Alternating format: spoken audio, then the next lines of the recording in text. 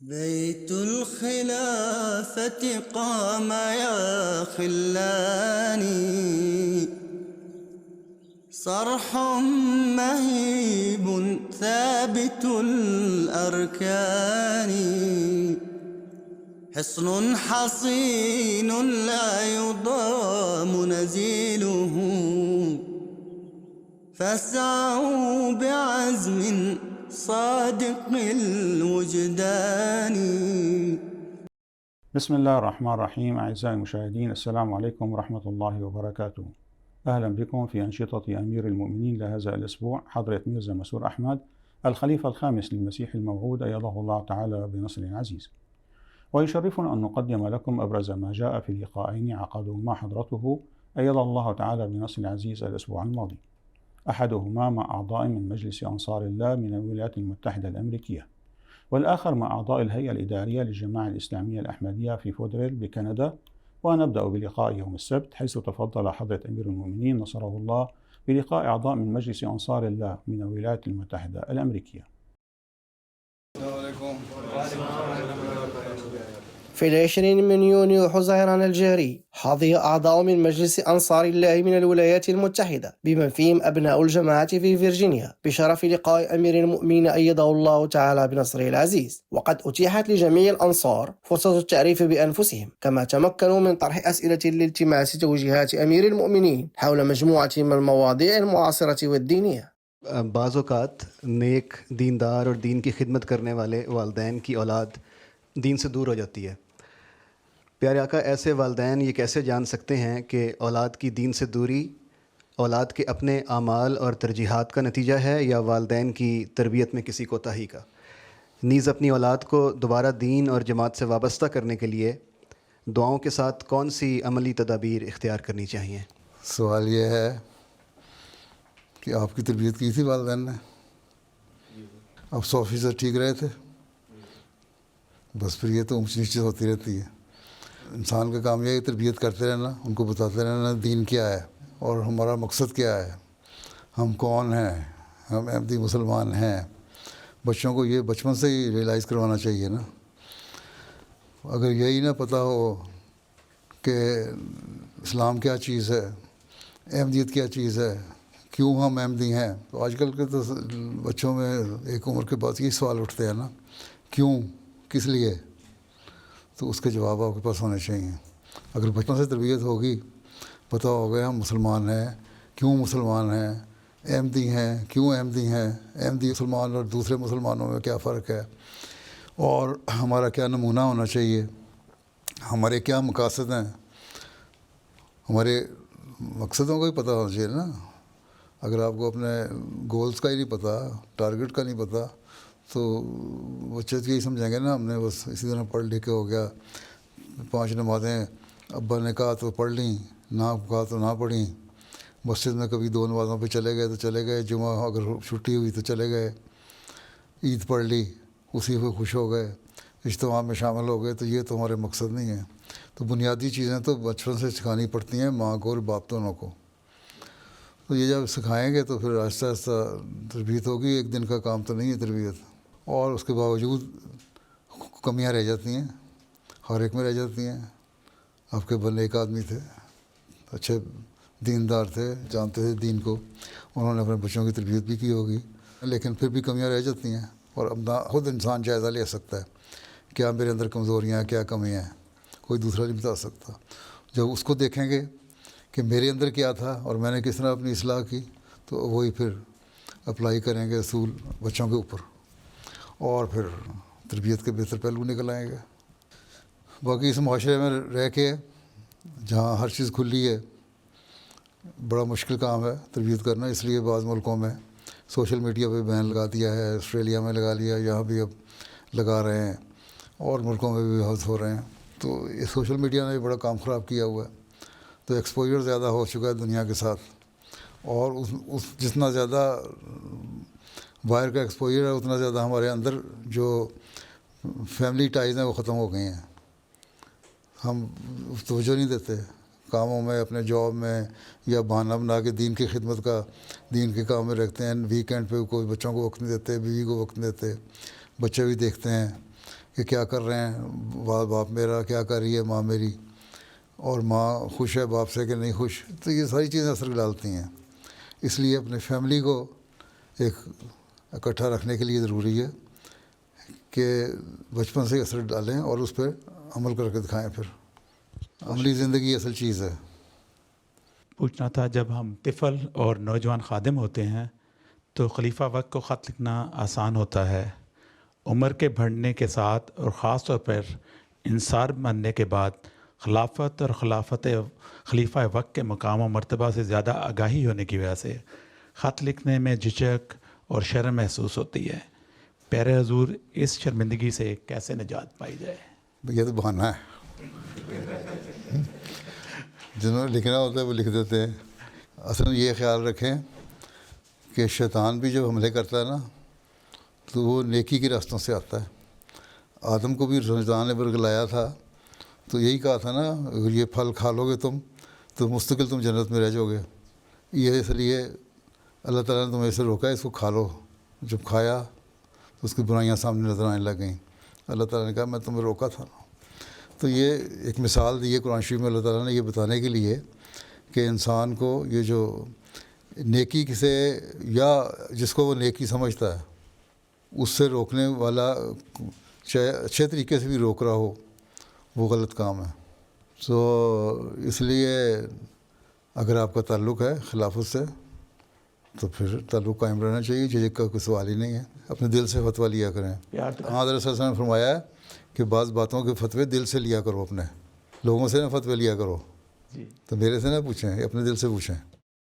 آج کل بڑی عمر کے لوگوں کی نوجوانوں کو نصیحت کو نقص نکالنا سمجھا جاتا ہے. خاکسار کا سوال ہے کہ ہم نوجوانوں اور بچوں کے لیے مسجد اور جماعت کے ماحول میں خوشگواری کیسے قائم رکھ سکتے ہیں؟ بات یہ کہ تھوڑی سی نفسیات بھی پڑھنی چاہیے نا. ایسے نصیحت کیوں کرتے ہیں جس سے لگے کہ نقص ڈال رہا ہے. جس طرح میں نے ابھی ان کو بتایا کہ بچپن سے اگر اٹھان ایسی ہو بچوں کی کہ ان کو پتہ ہو کہ دین کیا ہے اور انہیں دین سیکھنا ہے، تو تجسس ان میں خود پیدا ہو تو وہ خود سوال کریں گے اور ان کے جواب دو. اور پھر اگر غلطیاں کرتے ہیں، غلطی ہر کوئی کرتا ہے، انسان بڑے بھی کرتے ہیں چھوٹے بھی کرتے ہیں، تو ان کو پھر سمجھانا، آسان طریقے سے سمجھانا. اللہ تعالیٰ کا بھی یہی فرمان ہے کہ اگر تمہیں نصیحت کرنی ہے تو اچھے طریقے سے نصیحت کرو. اور کل بھی میں نے مثالیں دی ہیں کہ صلی اللہ علیہ وسلم نے مانگنے والے کو دیا، لیکن پھر نصیحت بھی فرماتی آخر میں. یہ نہیں کہ تم کیا مانگنے آ جاتے روز یہ جھاڑ جھوڑ دیا، نہیں. میں نے اس کے بڑے خوبصورت انداز میں کہ کیا اچھا ہو اگر تم دینے والے ہاتھ بن جاؤ. تو ایک انداز ہے نا. تو یہی نفسیات جو آج کل کے پڑھے لکھے ماں باپ کو بھی سمجھنی چاہیے، اور جو پڑھے لکھے ماں باپ نہیں ہیں ان کو آپ کا نظام جو ہے ان کو سمجھانا چاہیے کس طرح نصیحت کرنی ہے. اب ایک مثال آئی میرے سامنے کہ بڑے رجڑے باپ، وہ کہتا ہے گھر میں باجماعت نماز پڑھنی ہے. بڑی اچھی بات ہے، باجماعت نماز پڑھنی ہے، لیکن لڑکی باغی ہو رہی ہے اس لیے باپ ہر وقت پیچھے پڑا رہتا ہے. اب باپ کو لڑکیاں جب جوان ہو جاتی ہیں ان کے حالات کا بعض کا نہیں پتہ ہوتا. مائیں ان کی بہتر جانتی ہیں، اس لیے اگر ان کو نمازوں کے لیے کہنا ہے تو ماؤں کے ذریعے سے کھلوانا چاہیے. اور پھر ضروری نہیں ہے کہ عورتوں کے لیے تو باجماعت نماز ویسے ہی نہیں ہے کہ زبردستی بلانا، نہیں آؤ ابھی آؤ میرے سامنے شامل ہو. وہ دین سے بھی ہٹ گئی، وہ خدا سے بھی ہٹ گئی. اب آہستہ آہستہ سمجھایا ہے تو اس کو خدا کے تو قریب آ گئی ہے، پر جماعت کو برا سمجھتی ہے. تو سمجھانے کے بھی طریقے ہوتے ہیں. اس لیے جو بڑے نصیحت کرتے ہیں ان کو بھی سمجھنا چاہیے کہ زمانہ وہ نہیں ہے کہ ہم ڈنڈے کے زور پہ سمجھا دیں. اس لیے نفسیات دیکھنی پڑتی ہے بچوں کی، ماحول دیکھنا پڑتا ہے، طریقہ دیکھنا پڑتا ہے. مختلف طریقے ہیں. اس کے لیے دیکھیں آپ انصار اللہ کی تنظیم میں والدین کی تربیت کے لیے بھی ایک کورس کریں، سیمینار ہو، اس کو بتایا جائے، کسی سائیکیٹرسٹ کو بلائیں کس طرح بچوں کو سمجھانا ہے، کس طرح ان سے ڈیل کرنا ہے. جو تجربہ کار ہیں لوگ جن کے بچے اچھی تربیت میں ہیں یا سمجھتے ہیں باتوں کو، ان کے لیکچر دلوائے جائیں تاکہ ماں باپ کی ٹریننگ ہو، پھر آگے بچوں کی ٹریننگ ہوگی. پہلے تو اپنا ہی اصلاح کریں نا، پھر اگلوں کی اصلاح ہوگی.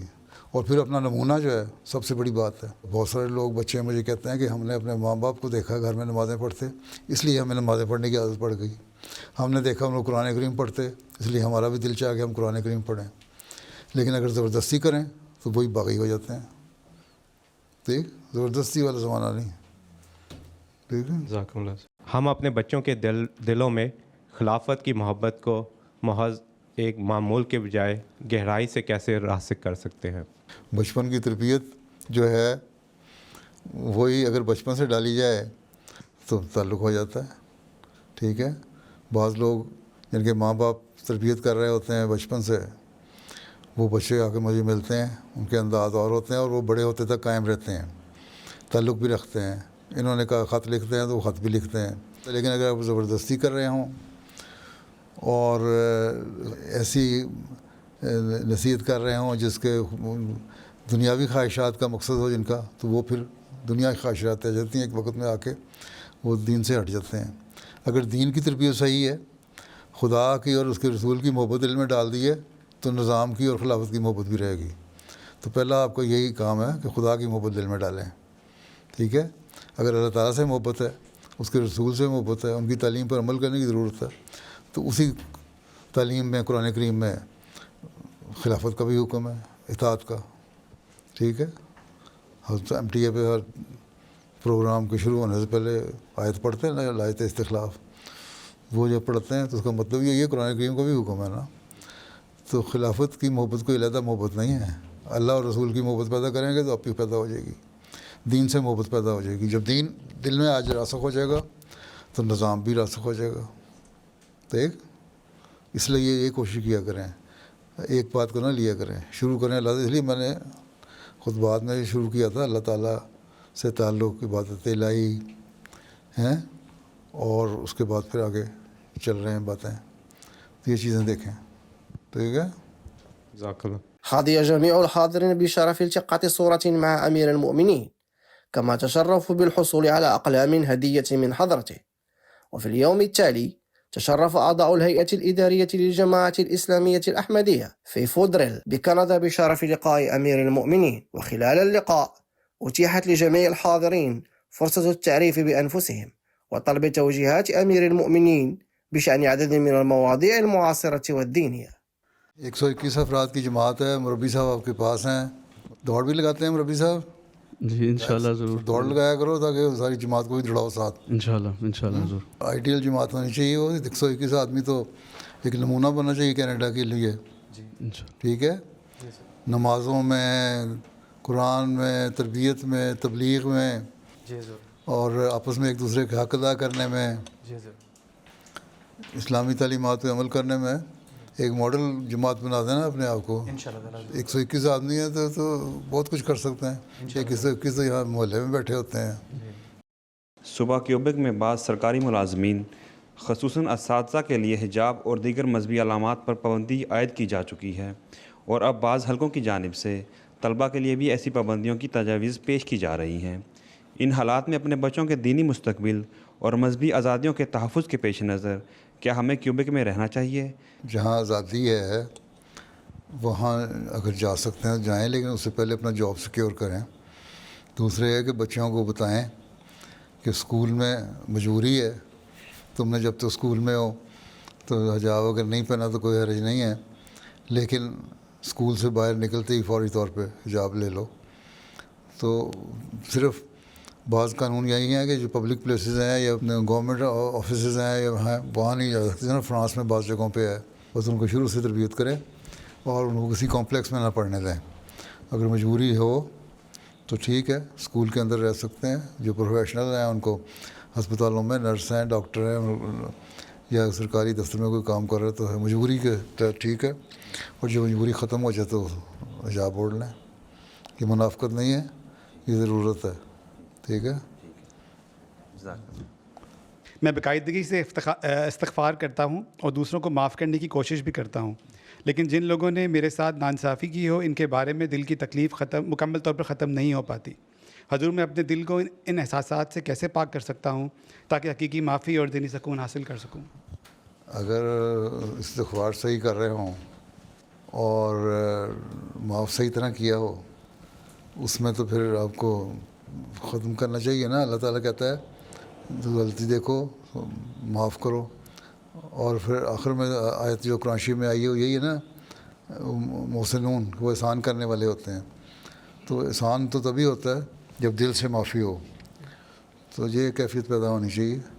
باقی یہ کہنا کسی سے کوئی امید رکھیں تو ٹھیک ہے، آپ کے دل میں پیدا ہوگی گرج یا کوئی جیلسی، کوئی یا ہلکی سی رنجش. لیکن اگر امید ہی نہیں ہے، امید اگر اللہ تعالیٰ پہ ہے، تو پھر کسی کے اچھا برا کرنے سے آپ کو فرق کوئی نہیں پڑتا. ٹھیک ہے. اگر یہ یقین ہو کہ میں معافی مانگ رہا ہوں اور جو میرے اس پہ ظلم کر رہا ہے اس کو میں اللہ کی خاطر معاف کر رہا ہوں، تو پھر اللہ تعالیٰ سے ریوارڈ ہوگا. اسی طرح ایک شخص آیا، انہوں نے کہا جی میں اپنے لوگوں سے، اپنے رشتہ داروں سے، عزیزوں سے بڑا حسن سلوک کرتا ہوں اور میرے سے ہمیشہ برائی کرتے ہیں. آنسل نے فرمایا جب تک تم یہ کرتے رہو گے تم اللہ تعالیٰ کا تمہارے فضل ہوتا رہے گا، فرشتے تمہارے لیے دعا کرتے رہیں گے. اور جب تم نے ختم کر دیا، ان کے جواب دینے شروع کر دیا، ویسا ہی ایٹیچیوڈ اختیار کر لیا، تو تم بھی ویسے ہو جاؤ گے. جس طرح ایک مثال ہے، ایک جگہ جھگڑا ہو رہا تھا تو وہ کرتے ہوئے تو وہ سن رہے تھے، آن سلم وہاں سے گزرے، آن سلم کھڑے رہے، مسکراتے رہے، دیکھتے رہے. انہوں نے جواب نہیں دیا. آخر میں ایک جگہ انہوں نے جواب دے دیا، آن سلم وہاں سے واپس آ گئے. تو انہوں نے پوچھا کہ کیوں آپ کیوں واپس چلے گئے تھے؟ انہوں نے کہا جب تک تم خاموش تھے فرشتے وہاں کھڑے تمہاری طرف سے جواب دے رہے تھے، اور جب تم بولے تو فرشتے چلے گئے، میں بھی چلا گیا. بس اللہ کی خاطر کر رہے ہیں تو پھر دل میں آپ ہی نکل جائے گا. یہ دعا کیا کریں روزانہ، ایک سجدہ تو کم از کیا کریں نماز میں کہ اللہ تعالیٰ میرے دل سے لوگوں کے لیے کسی قسم کی بھی رنجش اور گرج ہے وہ نکال دیں. جی جی جزاک اللہ. پیارے حضور، جب ہمارے بچے ایسے ماحول میں پروان چڑھتے ہیں جہاں مذہبی شناخت کے اظہار کو ناپسند کیا جاتا ہے تو وہ اپنی اسلامی شناخت کو ظاہر کرنے میں ہچکچاہٹ محسوس کرتے ہیں. ایسی صورت میں ہم بطور احمدی والدین کس طرح اپنے بچوں کی تربیت کریں؟ پہلی تو بات یہ میں نے ان کو بھی کہا ہے، اپنی مثال ان کے سامنے قائم کریں.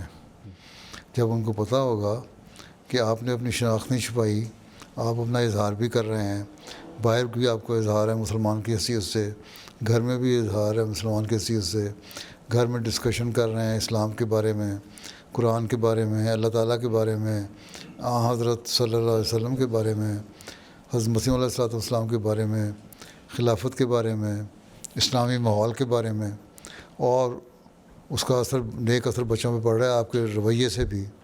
اگر آپ کا ایٹیچیوڈ مختلف ہے گھر میں اور باہر اور بچوں کے سامنے، تو پھر بچے تو کہیں گے کہ باپ تو مصیبت ہی ہے نا ہمارے لیے، سختیاں کرنے والا ہی ہے. تو نرمی سے، پیار سے یہ ڈسکشن کیا کریں. اب گھر میں بیٹھ کے 15-20 منٹ کم از کم روزانہ بچوں کو دیں، ان سے پوچھیں کیا سوال ہیں کیا نہیں ہیں.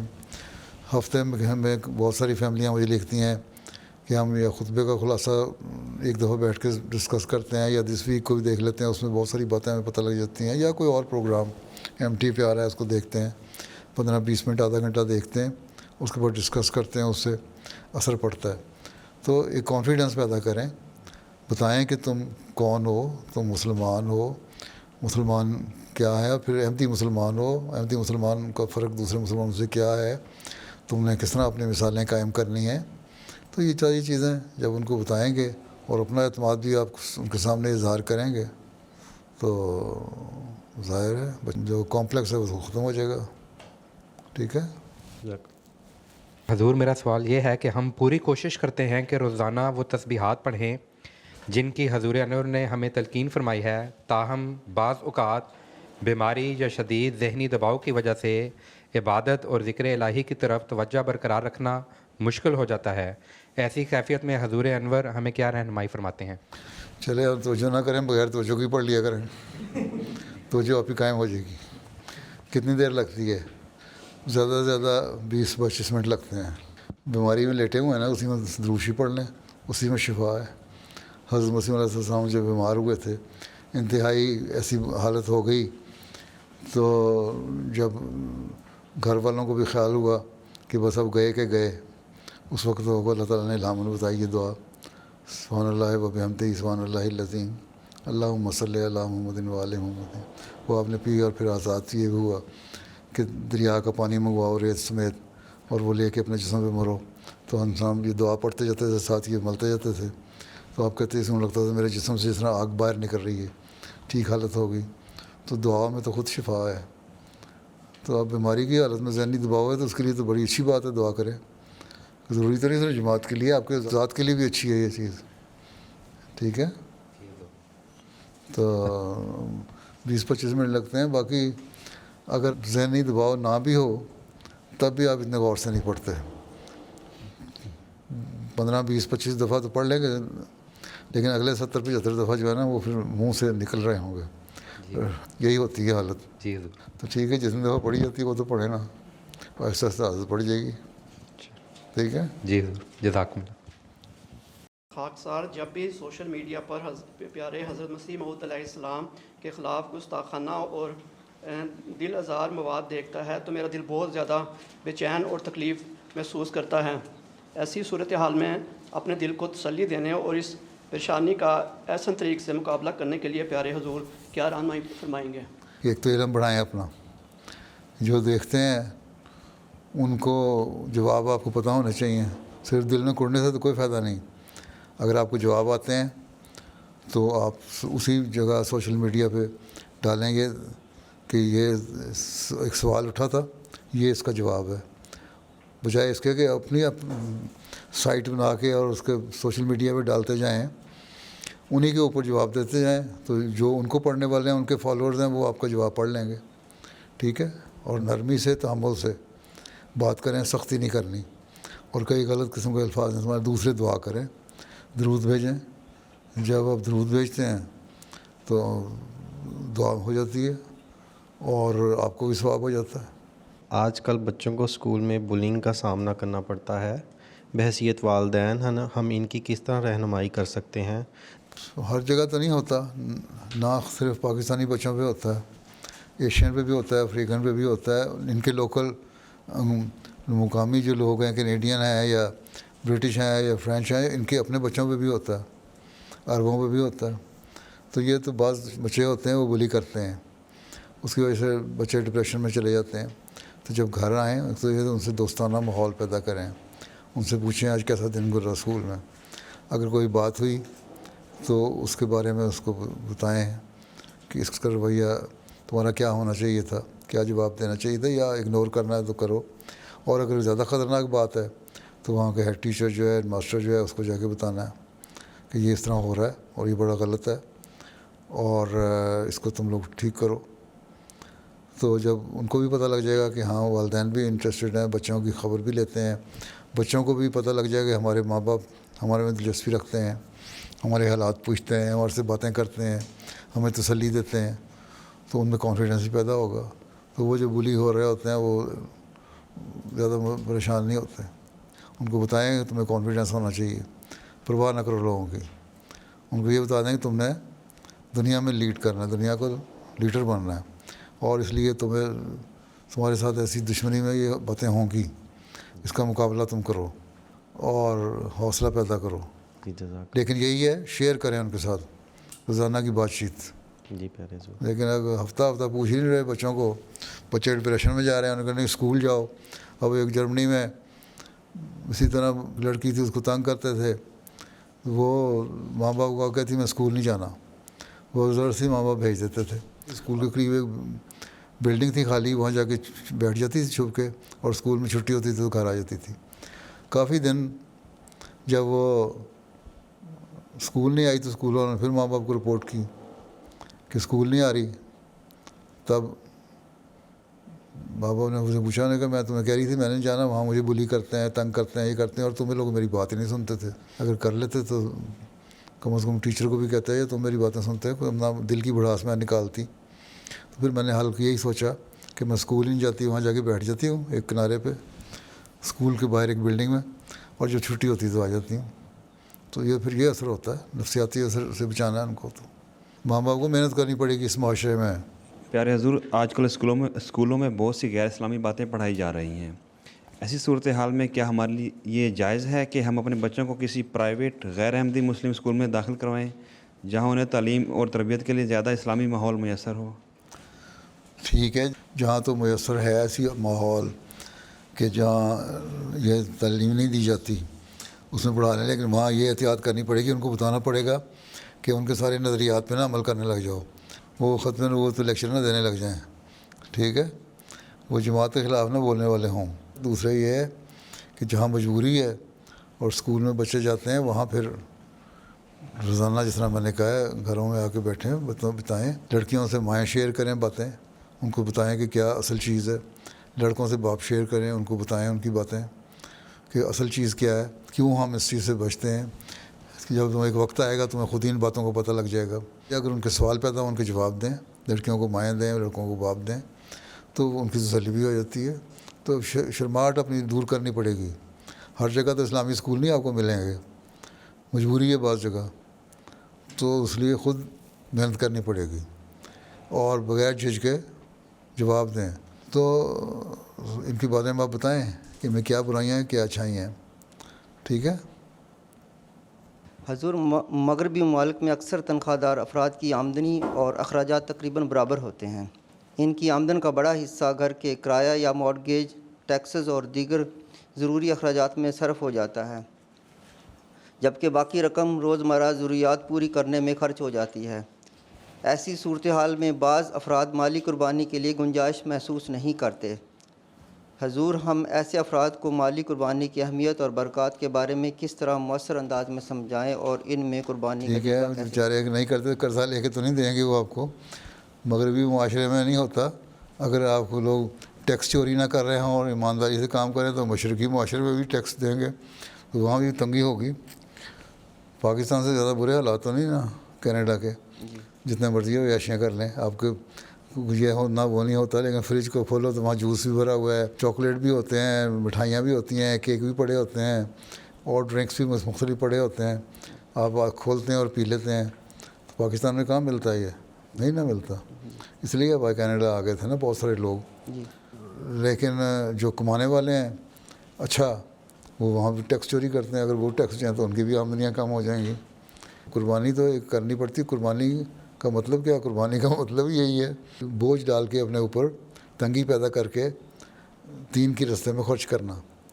تو وہ ان کو جب احساس پیدا ہو، جو لوگ کرتے ہیں، بہت سارے لوگ ہیں کینیڈا میں، بہت سارے لوگ ہیں مجھے لکھتے ہیں ہمارے یہی حالات تھے، ہم نے یہ قربانی کی اور پھر غیر معمولی طور پر یا کمپنی والوں نے ہمیں کوئی بونس دے دیا یا ٹیکس ریٹرن والوں نے ہمارے ایکسٹرا ٹیکس کو واپس کر دیا، یا اور بہت سارے اس طرح کے واقعات لکھتے رہتے ہیں، آپ لوگ بھی لکھتے ہیں۔ تو اللہ تعالیٰ کی راہ میں خرچ کرو تو اللہ تعالیٰ تو کہتا ہے میں لوٹاتا ہوں، تجربہ کرو گے تو پتہ لگے گا نا۔ تو ان کو بتائیں مالی قربانی کرنے کے لیے تو اپنے اخراجات کم کرنے پڑتے ہیں۔ یہ ہمارے آمد ہے، پہلے بجٹ بنا لیں، یہ ہمارا گھر کا خرچہ ہے، گھر میں ہم نے روزانہ کے یہ چیزیں لینی ہیں، یہ ہماری ضروریات ہیں، یہ بچوں کی تعلیم کا ہے، یہ ہماری مارگیج کا خرچہ ہے، یہ ہمارے ٹیکس کا خرچہ ہے، یہ ہمارا ٹرانسپورٹ کا خرچہ ہے، اور اس میں سے کوئی نہ حساب ہم نے اللہ کی خاطر بھی نکالنا ہے۔ تو اللہ کا خانہ بھی تو کچھ رکھنا چاہیے نا۔ تو ان کو یہ ریئلائز کروائیں کہ اللہ کی خاطر بھی تو کچھ کرو تو پھر اللہ تعالیٰ دے گا بھی۔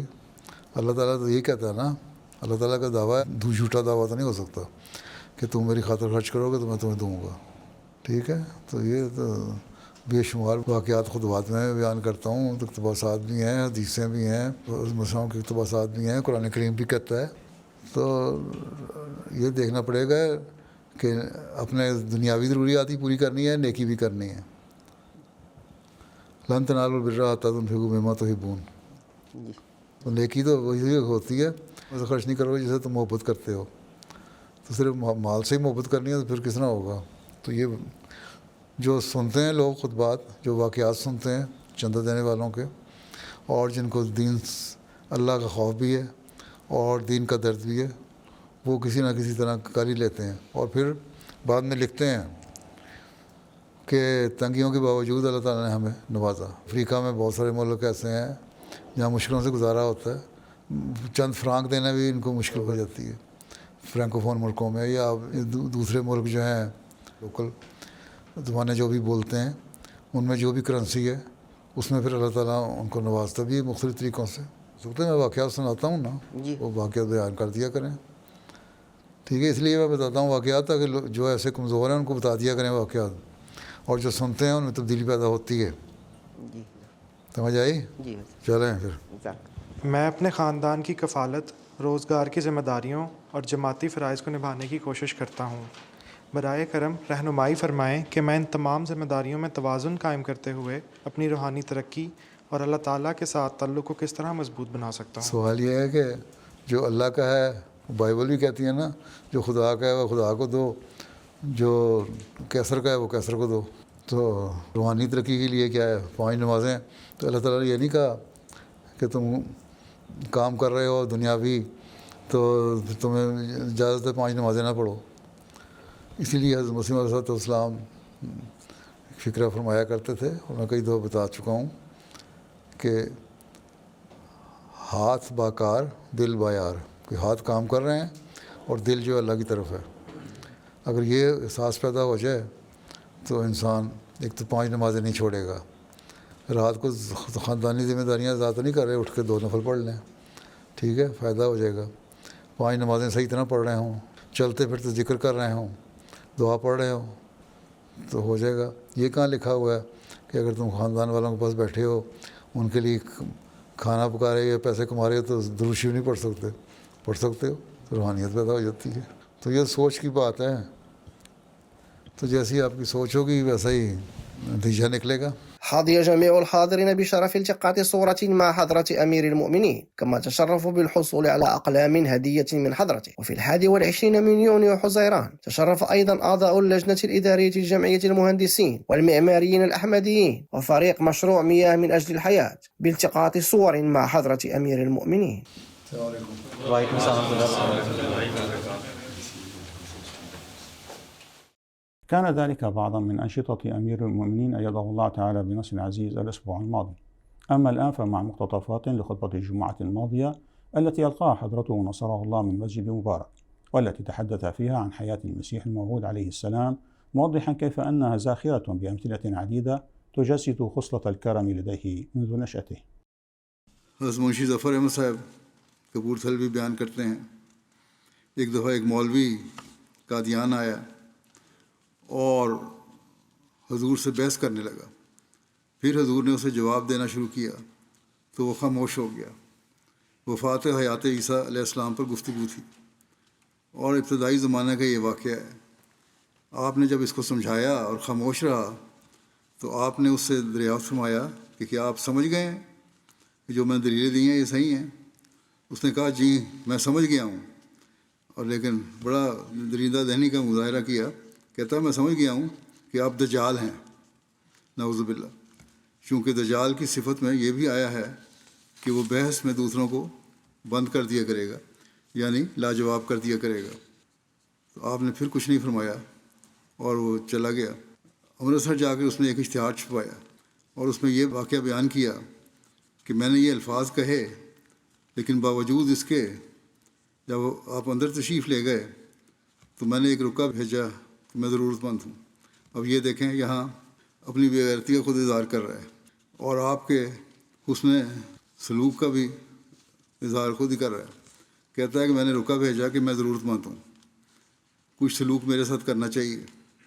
گو میں نے آپ کو بڑے برے الفاظ کہے ہیں، لیکن بہرحال میں ضرورت مند ہوں، میرے ساتھ حسن سلوک کریں. آپ نے فوراً 15 روپے بھیج دیے. اس نے لکھا کہ آپ نے فوراً مجھے 15 روپے بھیج دیے، آپ بہت سخی ہیں اور آپ کے منہ پر بھی سخت لفظ کہا جائے تو آپ رنج نہیں کرتے. آپ نے خود اس آخری امر کا یعنی 15 روپے بھیجنے کا کسی سے ذکر نہیں کیا تھا، لیکن اس کے اشتہار سے لوگوں کو پتہ لگا کہ آپ نے اس کو 15 روپے بھیجے تھے باوجود اس کی سخت زبانی کے. أعزائي المشاهدين، هكذا نأتي إلى نهاية نشرتنا، كما يمكنكم متابعتنا على العناوين الظاهرة أسفل الشاشة، وإلى أن نلقاكم في أنشطة جديدة. لكم منا أطيب الأمنيات، والسلام عليكم ورحمة الله وبركاته. بيت الخلافة قام يا خلاني